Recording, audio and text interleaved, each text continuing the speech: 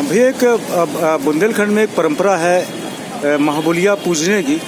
इसका पूरा इतिहास क्या है, इसके बारे में हम जानना चाहते हैं। दरअसल 16वीं सदी का दौर था। दिल्ली के शासक मुगल सल्तनत के अकबर थे, अकबर बादशाह अकबर, और बुंदेलखंड के जो शासक थे उस समय वीर सिंह बुंदेला, जिनकी राजधानी ओरछा थी, वो अकबर के शासन में 11,000 सेना के मनसबदार थे। विजयनगर जीतने के लिए अकबर ने उनको भेजा और उन्होंने बहुत पराक्रम दिखाकर विजयनगर को जीत लिया। तब अकबर ने पुरस्कार मांगने के लिए कहा। वीर सिंह बुंदेला ने कहा कि बुंदेलखंड को आज़ादी बख्शी जाए।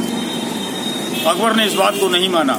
बादशाह अकबर ने कहा कि इसके अलावा कोई मांग लो, ये नहीं दिया जा सकता, जिससे वीर सिंह बुंदेला बहुत ज़्यादा नाराज हुए, गुस्सा आया और उन्होंने कहा खड़े होकर के राज दरबार में कि हम जानते हैं कि बुंदेलखंड की आज़ादी मांगने से नहीं, छीनने से मिलेगी, और आज के बाद से हम उसको छीनना ही शुरू करेंगे। इतना कहकर उन्होंने 11,000 मनसबदारी का जो बिल्ला था वो फेंक दिया।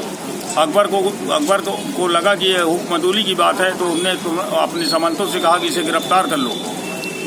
वीर सिंह बुंदेला ने तलवार निकाल ली और 6 सामंतों की हत्या कर दी। वो बहुत बहादुर और फुर्तीले व्यक्ति थे और घोड़े में भागने में सफल हुए और भागकर अपनी राजधानी आ गए और ये जान लिया कि अब मैंने दिल्ली हुकूमत से दुश्मनी ले ली है, इसलिए तैयारी शुरू कर दी। उधर फिदाई खान फौजदार के नेतृत्व में अकबर ने 22,000 सेना भेजी कि ओरछा का राजमहल, चतुर्भुज मंदिर और राम राजा का मंदिर धूल धूसरित कर दो और वीर सिंह को पिंजड़े में कैद करके लाओ। अब वो चले। इनको भी पता था। बेतवा नदी के किनारे घमासान युद्ध हुआ दोनों सेनाओं का। वो युद्ध इतना विकराल था कि 12,000 बुंदेलों में 10,000 बुंदेले खेत रहे और 22,000 सेना में 20,000 सेना मुगलों की खेत रही। 100 से जमीन पट गई, बहुत सारे पशु कट मर गए, जो बचे वो घायल बचे। अब बुंदेलखंड की परंपरा के अनुसार कि जिस राजा की जमीन में लोग मरते हैं वहाँ पर उनका दाह करना राजा का धर्म होता है।